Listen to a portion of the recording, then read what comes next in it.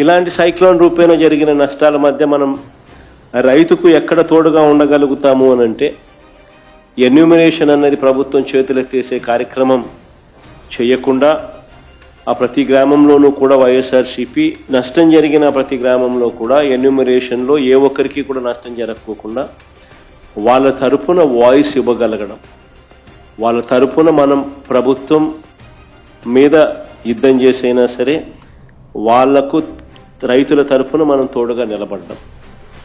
ఇది ఖచ్చితంగా రైతుల తరపు నుంచి రైతుల తరపున మనం చేయాల్సిన కార్యక్రమం.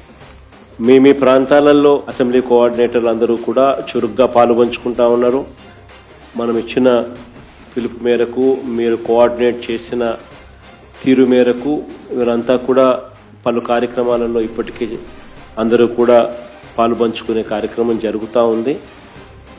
శ్రేణులందరూ కూడా ఈ కార్యక్రమంలో కూడా పాలుపంచుకుంటా ఉన్నారు. వాళ్ళందరికీ ఒకవైపున అభినందనలు తెలియజేస్తూనే మరోవైపున వాళ్ళందరినీ ఇంకా కాస్త ప్రోత్సహించి ఇంకా మెరుగ్గా వాళ్ళు పాలుపంచుకునే విధంగా, తద్వారా రైతులకు ఇంకా మంచి జరిగే పరిస్థితులు క్రియేట్ కావాలి. కాబట్టి ఆ దిశగా కూడా అడుగులు వేయాల్సిన అవసరం ఉంది.